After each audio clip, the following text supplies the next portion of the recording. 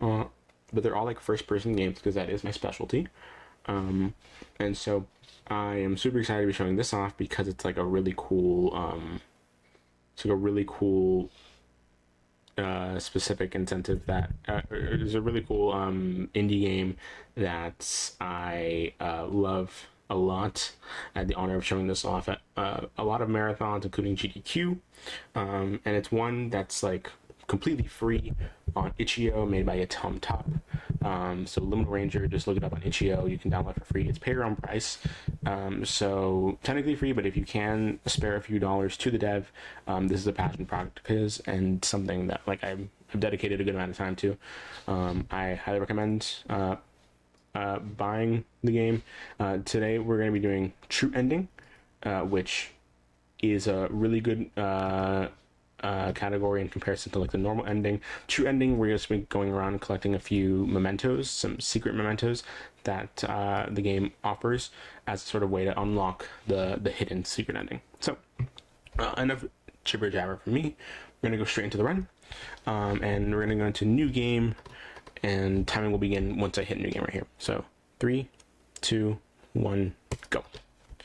So the very first thing we're going to be doing is the programmer strat of just skipping through text. We go around this corridor and we come to find our friend. We realize that they are not there. And when we turn around to what we think is them, we realize something has gone horribly wrong. Our friend has gone lost between the spaces between dimensions, and now we are working for an organization that's going to bring peace to the universe, traveling through dimensions to make the spaces in between dimensions happy. As we find our friend, it's a very dramatic plot.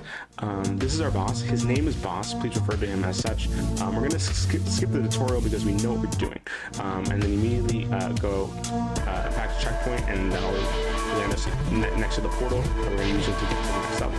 There are a few tools, but don't worry, I'm going to explain them as they go along. The next tool that we're going to be using is the spray bottle. The spray bottle gets rid of enemies, and if we're good at the game, that is the only time that we should use it.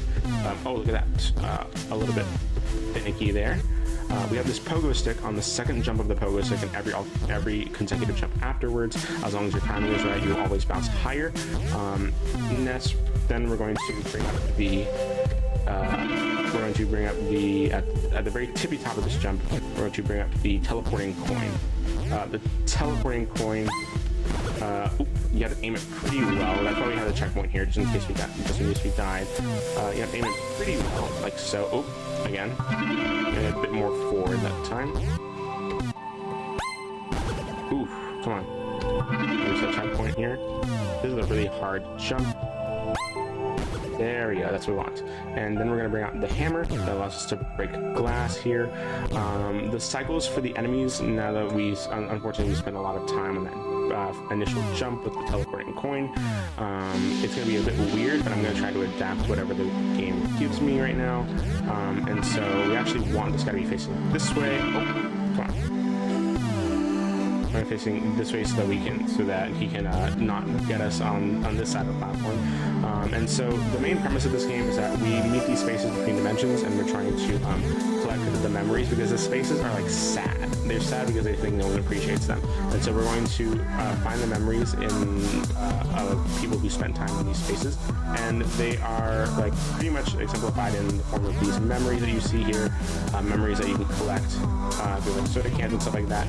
Soda cups and benches are, the things that you find in like an outdoor corridor, and so that's what we're going to be collecting. The teleporting coin, the way that works is you shoot it with left click and then teleport after it lands with right click, and it's a pretty useful nifty trick. We're going to be teleporting back to the checkpoint that we grabbed at the very beginning.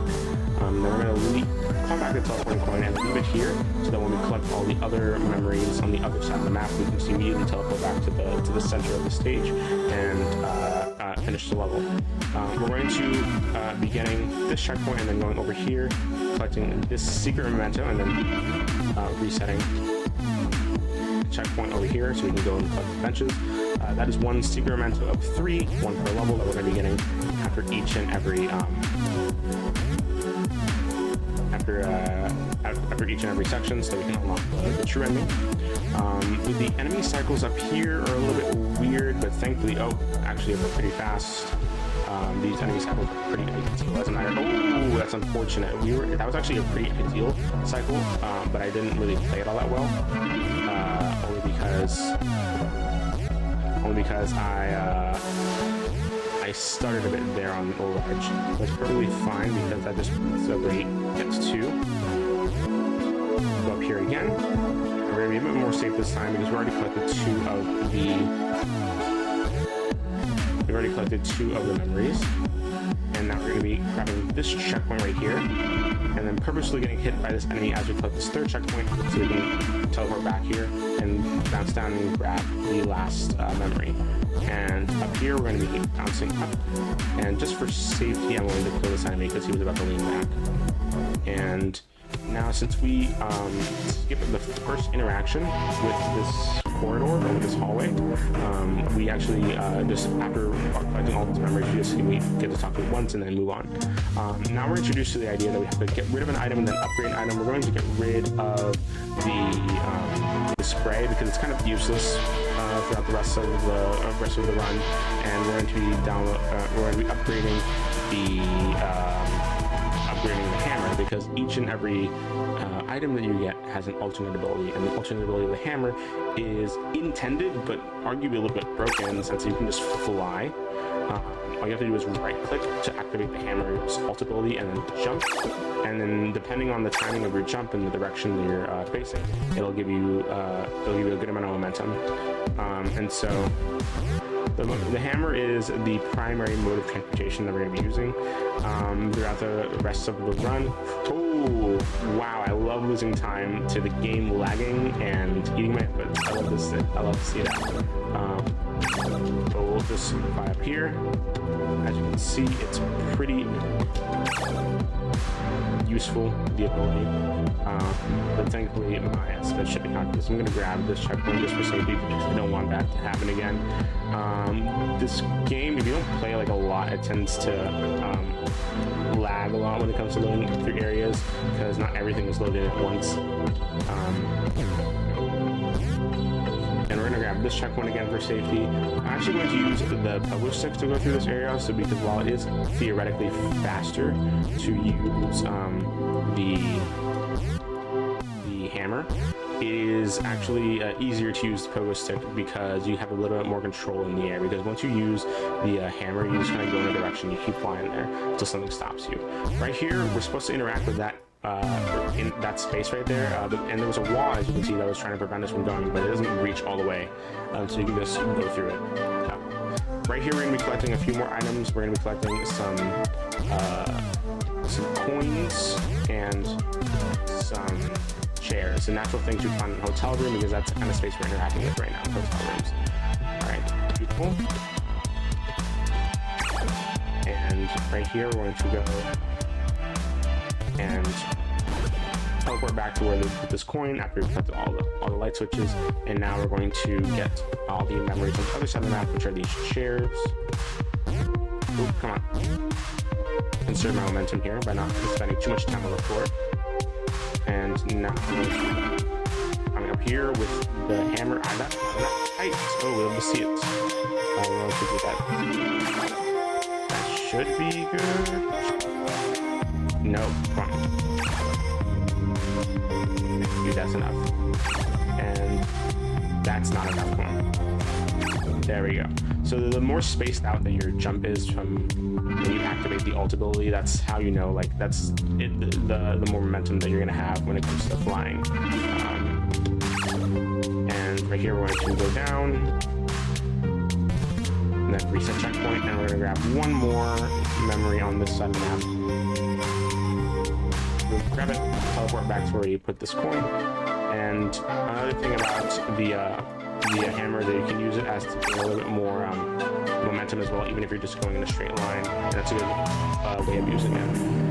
And the game expects you to get rid of another item and then upgrade another item here, but believe it or not, when you interact with this boss, the teleporter to the next area is already there, and it's already activated as soon as you talk to the boss. And for some reason, when you're in that screen to upgrade an item, get rid of an item, you can actually literally just like you can just like reset checkpoint and then move into the portal. Like you have free movement in that section for some reason, and yeah, you can just leave. You don't have to get rid of time at all. You can just leave. And so this is pretty much like the only section of downtime in the run, just because it's such a short run. We're following what we believe to be the spirit of our best friend that we lost several years ago. And with that, we only have one more area to go through and one more memento to collect, and that'll be the game. But first, we're going to go through Something's Off. This is the name of the section. In order to follow this guy, we're going to jump up these stairs because it is a little bit faster. Skip through this dialogue. Get some long loading screens today. We're going to go through, leave this teleporting coin right here. We're going to use the hammer or to fly up here to what could be considered out of bounds. Honestly, it's not really out of bounds because there's no bounds to go out of, but one could argue that it's definitely not intended for you to be all the way up here, because look at how much platforming is supposed to be down there that you're skipping all the way down here. And we're just going to skip all of it. And the things we're going to be collecting here are 4 skateboards and 4 vents. The natural things you find like an outdoor corridor, because that's the third and final area that we're going to be interacting with, and it's the same corridor that we lost our friend in several years ago. And these giant enemies, their official names are Bad Vibes. Ooh, is that gonna work? That is gonna work. Okay, it's actually pretty. Actually, that was pretty ideal. I think. Ooh, why didn't I pick it up? What? Okay, that's unfortunate. The time loss, but one we'll have to deal with nonetheless. Beautiful. Grab it. There we go. Now we reset checkpoint and we go this way to collect the last skateboard. There we go. Perfect. And then we're going to teleport back where we put this coin. We're going to leave it here again, so when we go to the other side, we can just immediately teleport back here once we're done.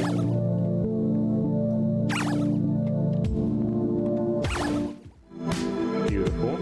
Originally in our route, we would collect these vents from bottom to top, but since we perfected the and optimized like the hammer's abilities, we actually collect them from top to bottom now, just because it's a lot better and a lot faster. We can collect this guy through the wall. We can collect that guy, and I'm going to wait for this guy to look away and then immediately teleport back where we put this guy. Actually, I'm a fool because we have one more thing to collect. I am so much of a fool. We need to collect the very final memento, which shouldn't take too long. It's going to go through here.